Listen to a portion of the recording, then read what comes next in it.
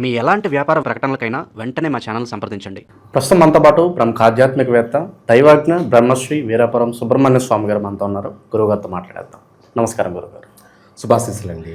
గురుగారు, ఫిబ్రవరి మాసం విశేషంగా మాఘమాసం, మరి సింహరాశి వాళ్ళకి ఎటువంటి పరిస్థితులు ఉంటాయి? వీళ్ళు ఈ మాసం ఎటువంటి జాగ్రత్తలు తీసుకోవాలి గురుగారు? చాలా మంచి విషయం అడిగారు. మాఘమాసం ఫిబ్రవరి నెలలో సింహరాశి వాళ్ళకి ప్రతి చిన్న విషయం కూడా చికాకు కలిగించే అంశాలే ఎక్కువగా ఉన్నాయి.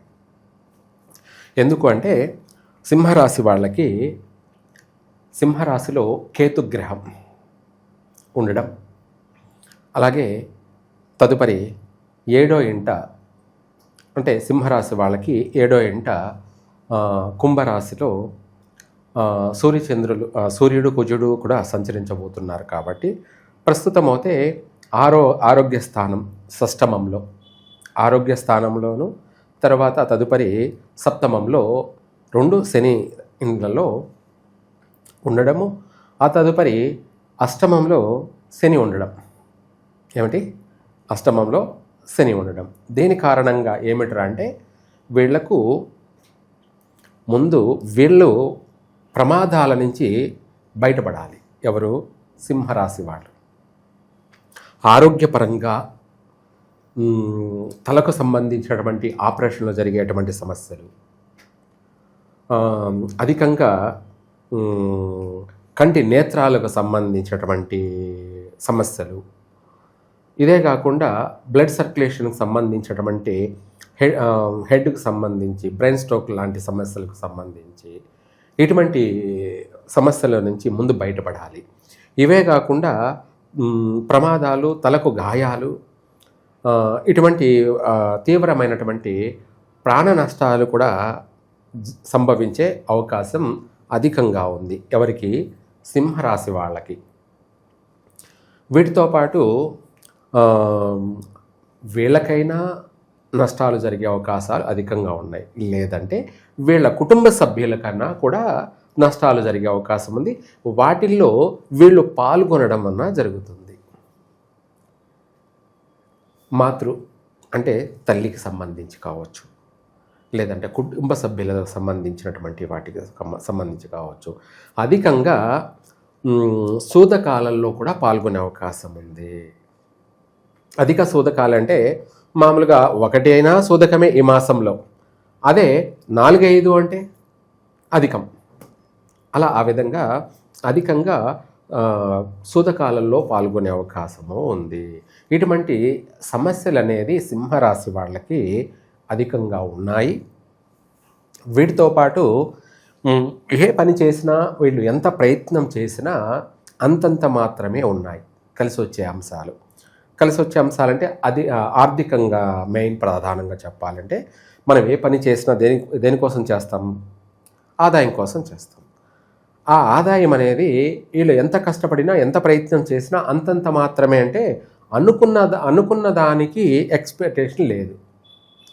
మనం ఏదో ఇలా ఎంత వస్తుంది అంత వస్తుంది, ఈ పని చేస్తే ఇలా సక్సెస్ అవుతాం, అలా ఆ పని చేస్తే మనకు లాభాలు వస్తాయి అని ఓవర్ ఎక్స్పెక్టేషన్ ఉండకూడదు. మనం చేయాల్సింది చేద్దాము, తర్వాత దైవాధీనం, దైవ నిర్ణయం అనుకొని వెళితేనే ఏదన్నా ఫలితం ఉంటుంది.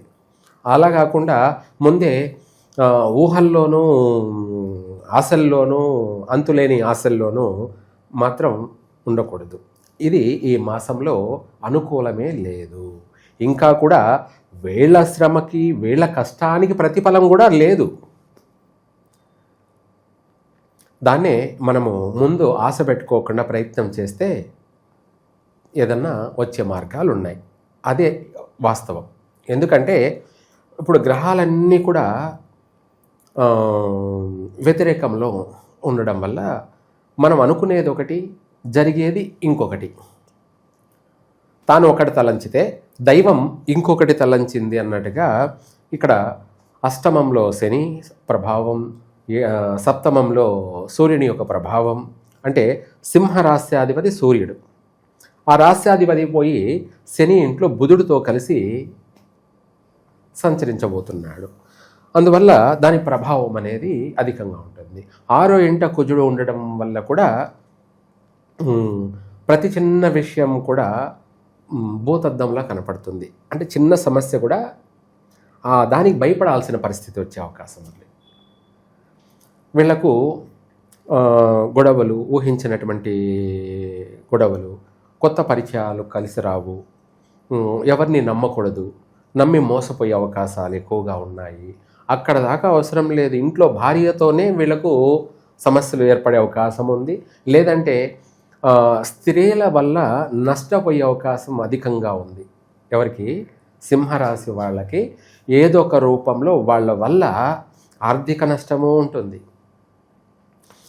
కుటుంబంలో కావచ్చు, సంఘంలో కావచ్చు, వాళ్ళ వల్ల అవమానాలకు గురి అవకాశము ఉంది. 2 ఇంకా చెప్పాలి అంటే వాళ్ళతో భేదాభిప్రాయాలు, గొడవలు, కొట్లాట్లు, ఊహించినటువంటి ప్రమాదాలు వాళ్ళ వల్ల సంభవించే అవకాశము ఉంది. ఇవి కాకుండా వాళ్ళ వల్ల కోర్టు సమస్యలు కూడా ఉన్నాయి. వాళ్ళ వల్ల పోలీస్ స్టేషన్లకు కానీ లేదంటే కోర్టుల దాకా వెళ్ళేటువంటి సమస్యలు కూడా ఉన్నాయి సింహరాశి వాళ్ళకి. ఇదే కాకుండా ఏదైనా సరే కొత్త పరిచయాలను నమ్మద్దు, ఎవరిని అంత విశ్వసించద్దు, అజాగ్రత్తగా ఉండకూడదు. ఏదైనా సరే ఒక పని ఒకరికి అప్పగించి వాళ్ళు చేస్తారులే, వాళ్ళు చూసుకుంటారులే అని చెప్పేసి నిర్లక్ష్యం చేయకూడదు. ఎందుకంటే వాళ్ళు చేయకపోగా మళ్ళీ వీళ్ళకే నష్టం కలగచేస్తారు. అందువల్ల ఎవరిని నమ్మద్దు. మీ స్వశక్తి అంటే మిమ్మల్ని మీరు నమ్ముకోండి, తర్వాత దైవాన్ని నమ్మండి. ఇదే ముందు మిమ్మల్ని మీరు నమ్ముకోండి, తర్వాత 2వది భగవంతుడిని నమ్మండి.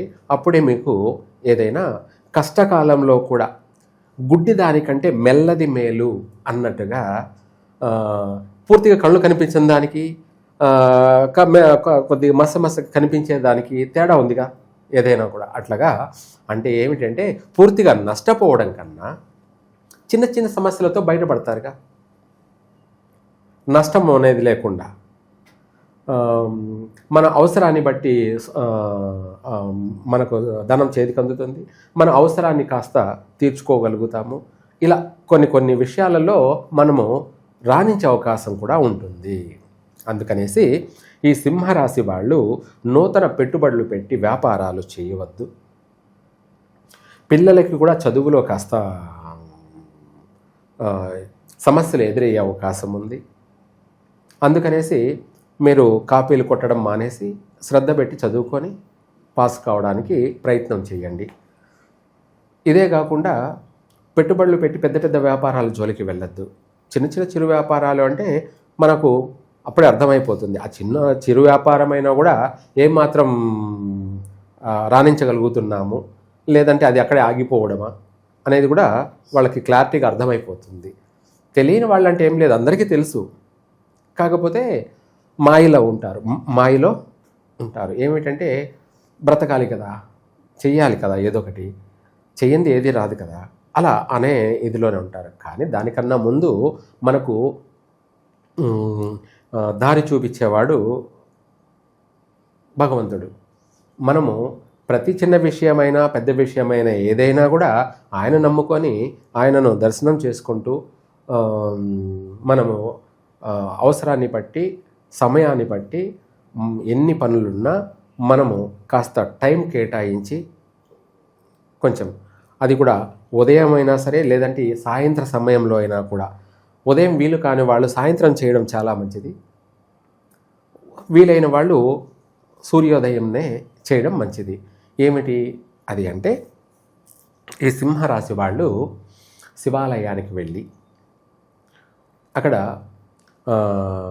నవగ్రహాలకి 9 మందికి ఒక్కొక్క నిమ్మకాయ తీసుకొని, అంటే 9 మందికి 9 నిమ్మకాయలు తీసుకొని ఆ నిమ్మకాయ పైన కర్పూరం పెట్టి కాస్త ఆ నిమ్మకాయ పైన కొద్దిగా తొక్క తీసి దానిపైన కర్పూరం పెట్టి వెలిగించి ఆ నిమ్మకాయ కర్పూరం అనేది ఆ గ్రహానికి 3 సార్లు తిప్పి అక్కడ పెట్టేసి అలా 9 మందికి చేసినట్టు అయితే ఈ యొక్క నిమ్మకాయ హారతి, ఏమిటి ఈ నిమ్మకాయ హారతి అనేది ఫలహారతి. రెండోది శత్రు వినాశనం. ఏమిటి? శత్రు వినాశనం. వినాశనం అంటే ఏంటి తెలుసా? వీళ్ళకి ఎవరైనా హాని చేయబోయారనుకోండి, వాళ్ళకే హాని జరిగే అవకాశం ఉంది. అదే చెడపకురా చెడేవు అన్నట్టుగా, వాడు మనకేదో నష్టం చేయాలనుకుంటే వాడే నష్టపోతాడు. తప్పేం లేదు. వాడు మనకు నష్టం చేయాల్సిన అవసరం ఏమొచ్చింది? అవసరం లేదు కదా. నీ పని నువ్వు చూసుకో, నా పని నేను చూసుకుంటా. ఇది ఉత్తమం. అంతేగాని నీ పని మానేసి నువ్వు నా పని ఏదో నాకేదో హాని కలగ చేస్తాను అనుకుంటే దేవుడు చూస్తూ ఊరికే ఉండడుగా, కొడతాడు. ఆ కొట్టాడంటే ఎలా ఉంటుందంటే ఇంకా క్లోజ్. ఆడికి ఏమిటి? ఆడికి చాప్టర్ క్లోజ్, జీవితమే క్లోజ్. అది వాస్తవం. అటువంటి శత్రు వినాశనం చేస్తుంది. ఎటువంటి దృష్టి దోషమైనా సరే, అదే గ్రహ దృష్టి దోషమే కావచ్చు. నరదృష్టి అనేది మామూలే, కామన్. కానీ దానికంటే మించింది కూడా గ్రహ యొక్క సంచార దృష్టి దోషం. దాన్ని కూడా పూర్తిగా అది తొలగించేస్తుంది. ఏమిటి? ఈ నిమ్మకాయతో 9 మందికి 9 నిమ్మకాయలు, అది మంగళవారం రోజు కావచ్చు, ఆదివారం రోజు కావచ్చు, లేదంటే శనివారం రోజు కావచ్చు, లేదా రోజు కావచ్చు, ఎవరెవరి వీలును బట్టి వాళ్ళ స్తోమతను బట్టి చెప్పడం. నిమ్మకాయతోటి 3 సార్లు ఆ గ్రహానికి తిప్పి, ఇక్కడ ఇద్దరికి మాత్రం 7 గ్రహాలకేమో రైట్గా కుడివైపుగా తిప్పి పెట్టాలి. రాహుకేతువులకు వచ్చేటప్పటికి కుడివైపుకి 3 సార్లు తిప్పిన తర్వాత మళ్ళీ ఎడమ వైపుకి 2 సార్లు తిప్పి అక్కడ పెట్టాలి. అంటే మనకు తెలిసిన శత్రువు కావచ్చు, మనకు తెలియని శత్రువు కావచ్చు. ఏమిటి? ఎటువంటిదైనా సరే. కొంతమంది కనపడతారు, కొంతమంది కనిపించరు. అదే కనిపించినటువంటి వాళ్ళే గ్రహాలు. ఏమిటి? కనిపించిన వాళ్ళే గ్రహాలు. మనిషి అంటే కనబడిపోతాడు కాబట్టి అది ప్రత్యక్షమైన శత్రువు. మనకు కనిపించకుండా మనకు నష్టాన్ని కలగజేసే గ్రహాలు ఎవరైతే ఉన్నారో వాళ్ళే కనిపించని వాళ్ళు అన్నమాట. మానవ గ్రహాలు. వాళ్ళను కూడా పూర్తిగా సమూలంగా వాళ్ళ దోషాన్ని కూడా పూర్తిగా సమూలంగా అది శాశ్వతంగా పరిష్కరించేది. అందుకనేసి ఆ రాహుకేతువులకి 3 సార్లు కుడివైపుగా తిప్పి 2 సార్లు ఎడం వైపుగా తిప్పి అక్కడ పెట్టండి. అక్కడ పెట్టి ఆ యొక్క హారతిని మనకు వీలైనంత వరకు దర్శనం చేసుకున్న తర్వాత హారతిని కూడా మనం వెళ్ళేటప్పుడు మళ్ళీ తిరిగి చూడకూడదు. ఏమిటి? మనం నవగ్రహాలకు అక్కడ చేసాం కదా, చేసి అలాగే వెళ్ళిపోవాలి. వెళ్ళిపోతూ మళ్ళీ వెనక్కి తిరిగి చూడకూడదు అన్నమాట. వెనక్కి తిరిగి చూడకుండా అలా వెళ్ళిపోయి కాళ్ళు కడుక్కొని, నెత్తిన నీళ్లు చల్లుకొని, కళ్ళు కూడా తుడుచుకొని, ఆమెన దేవాలయం, గర్భాలయం, ప్రధాన దైవం దగ్గరికి వెళ్ళేసి అక్కడ ప్రదక్షిణ చేసుకొని హారతి తీసుకొని అలాగే శతగోపురం పెట్టించుకున్న తర్వాత తీర్థం తీసుకోవాలి. ఎందుకు ఇది కూడా మనము చెప్పాలి అంటే, ముందు తీర్థం తీసుకున్న తర్వాత శతగోపురం పెట్టకూడదు. ఎందుకు అంటే, తీర్థం తీసుకున్న తర్వాత తను ఎంగిలయ్యాడు. ఏమిటి? ఎంగిలి అయ్యాడనమాట. అందుకనేసి శతగోపురం అనేది సాక్షాత్తు స్వామివారే, అంటే ఆయన పాదాలు. ఆ పాదాలను మనము మొయ్యడం అన్నమాట. ఏమిటి? శతగోపురం పెట్టడం అంటే సాక్షాత్తు భగవంతుడినే మనము ఆయన యొక్క శిరస్సును మనము మన పాదాల మీద పెట్టుకోవడం, ఆయనను మనం మొయ్యడం అన్నమాట. అటువంటి భగవంతుడిని మనం అపవిత్రం చేసిన వాళ్ళం అవుతాం. అందుకనేసి అక్కడ తెలిసి తెలియక ఎవరు ఎలా చేస్తున్నారనేది మనకు అనవసరం. వాళ్ళని మనము విమర్శించాల్సిన అవసరం లేదు. ఏమని? ముందు తీర్థం వేస్తారా, శతగోపురం పెడతారా అనే విషయాలు పక్కన పెట్టేసి మనము తీర్థం తీసుకొని ఆ తర్వాత లాస్ట్లో శతగోపురం అనేది చాలామంది పెట్టుకుంటుంటారు. చూస్తున్నా ఇక్కడ. అలా కాకుండా పవిత్రం అంటే ఏమిటంటే, ముందుగా వెళ్ళగానే దేవుడికి ఎదురుగా నిలబడకుండా సైడ్ నిలబడి గుడిలో అయినా ఉత్తరముఖంగా చూస్తూ దండం పెట్టుకోవాలి స్వామిని చూస్తూ. అయిన తర్వాత మనం కాస్త భిక్షాటన టైప్లో మనం మన కోరికను తలుచుకుంటూ చేతులు ఇలా పట్టుకొని మనము మన కోరికలను తలుచుకుంటూ అప్పుడు ఆ స్వామి పేరుని తలుచుకోవాలి. ఎందుకు ఇలా పట్టుకోవాలి అంటే ఆయన మనకు మనం అనుకున్నవన్నీ కూడా దానం చేస్తాడు. దాన్నే భిక్షాం దేహి అంటాం. ఏమంటాం? ఒక ఇంటికి వెళ్ళి అమ్మ భిక్షాం దేహి అని అంటాము, కానీ ఇంకొక విధంగా అనలేంగా. అలాగే తల్లి దానం చేస్తుంది, దాన్ని మనం స్వీకరించడానికి పట్టుకోవడానికి, కింద పడిపోకుండా పట్టుకోవడానికి, ఆ దానం చేసిన ఫలాన్ని మనం స్వీకరించడానికి, పట్టుకోవడానికి, మన ఆకలి తీర్చుకోవడానికి ఎలా ఉపయోగపడుతుందో ఆ భగవంతుడు ఇచ్చే కోరికను కూడా మనము అందిపుచ్చుకోవడానికి, సద్వినియోగం చేసుకోవడానికి, దాన్ని చేజారిపోకుండా, ఏమిటి భగవంతుడు ఇచ్చిన అవకాశాన్ని చేజార్చుకోకుండా స్వీకరించడమే భగవంతుడి దగ్గర ప్రధానంగా. ఇలా ముందు నమస్కారము, తర్వాత ఇలా పట్టినట్టు అయితే ఆయన తప్పకుండా ఇచ్చిన ఆ అవకాశాన్ని మనము అందిపుచ్చుకుంటాం, నెరవేరుతుందన్నమాట. ఆయన తదాస్తు అనే ఫలాన్ని ప్రసాదిస్తాడు. కాబట్టి అలా చేసిన తర్వాత ఆయన 3 ప్రదక్షిణలు చేసుకొని వచ్చి హారతి కళ్ళకద్దుకొని శతగోపురం పెట్టించుకొని ఆ తర్వాత లాస్ట్లో తీర్థం తీసుకోవాలి. లాస్ట్లో ఫైనల్గా. ఎందుకంటే తను తీర్థంతో పునీతుడైపోతాడు, పవిత్రుడవుతాడు. ముందు తీర్థం తీసుకున్నాక శతగోపురం పెట్టుకోవడం ఏంటంటే తను తీర్థం అంటే ఎంగిలి పడ్డాడు. ఎంగిలి పడిన తర్వాత శతగోపురం ధరించుకోవడం ఏంటి అంటే స్వామిని అపవిత్రం చేయడం. ఎవరిని?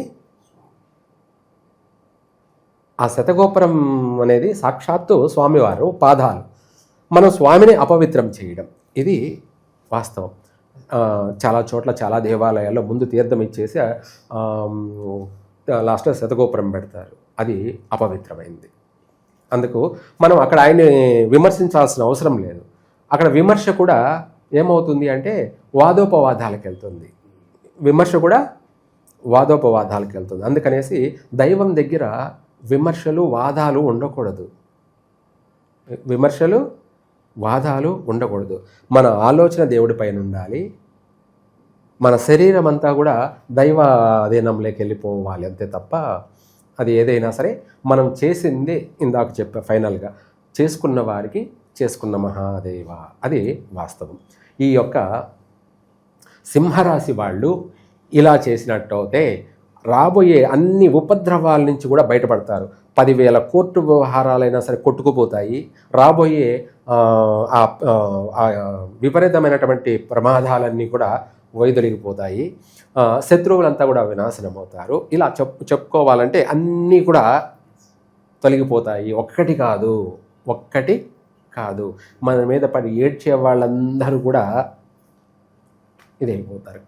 అలా ఈ సింహరాశి వాళ్ళు జీవితం 3 పూలు 6 కాయల కష్టకాలంలో కూడా సుఖంగా జీవించడం అంటేనే ఇటువంటివి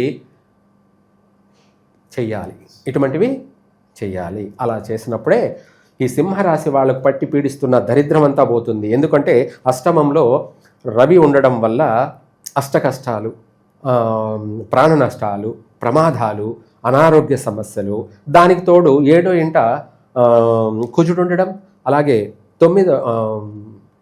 7వ ఇంట సూర్యుడు ఉన్నాడు, 8వ ఇంట శని ఉండడం, 6వ ఇంట కుజుడు ఉండడం, 7వ ఇంట సూర్యుడు, 6వ ఇంట కుజుడు, 8వ ఇంట సూర్యుడు, 7వ ఇంట సూర్యుడు, 8వ ఇంట శని, ముగ్గురు వరుసగా సింహరాశి, లగ్నంలో కేతువు.